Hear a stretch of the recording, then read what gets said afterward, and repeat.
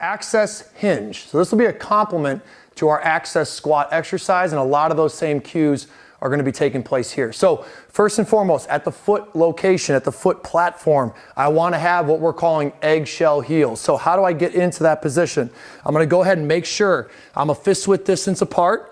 Make sure that second toe is pointing straight. If you got crooked toes, just use the line between the first toe and the second toe. Then I want to make sure that I got eggshell heels. So I should be able to feel like I could slide a piece of filler paper or a credit card between my heel and the floor. I don't want to be heavy in the heel in any of my standing and any of my walking, but definitely not in my go to work. So I've got this little eggshell heel feeling. I'm strong in that ball of the foot. You can see the springiness that's present versus being in this position right here. So once I've got that ball of the foot connection, my feet are close, my feet are straight, I'm in that eggshell heel. Now I'm ready to hit this access hinge. So let's just get the tail to crown set first. So let's move the tail back, move the crown forward, and as we're doing that, because remember, we're hinging, so we're trying to reach our hands to the floor.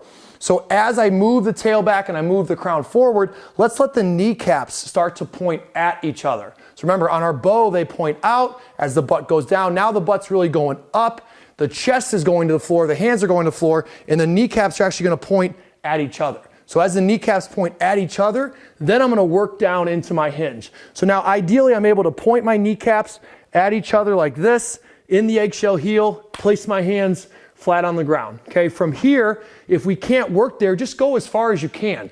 Go as far as you can without the kneecaps shooting out. If you can only get to here, you're going to work this thing all the way in as far as I can. If it's right here, I'm right here. I'm cool with you going arms crossed and just kind of ragdoll in the position. You can pedal out the knees. I want to keep the legs light, and I want to keep turning the shin bones and thigh bones in. I'm just going to hang in this position. The tailbone should feel like it's continually reaching back throughout this exercise. So don't let the tail start to shoot forward.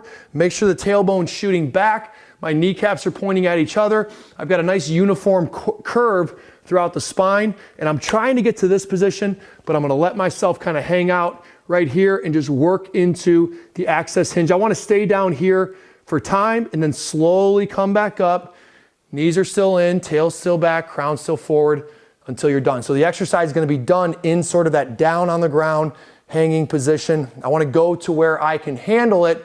It might just be a halfway fold to start. You might just be right here, almost like our Michael Jordan resting posture. You'd be in a more active state right here, but the kneecaps will be pointing at each other. Like I said, you're trying to get down to here. It's okay to cross the arms and just kind of hang out for a little bit. We're trying to get the stretch on the back of the hamstring and the whole back chain and restore our cornering behavior. That is the access hinge.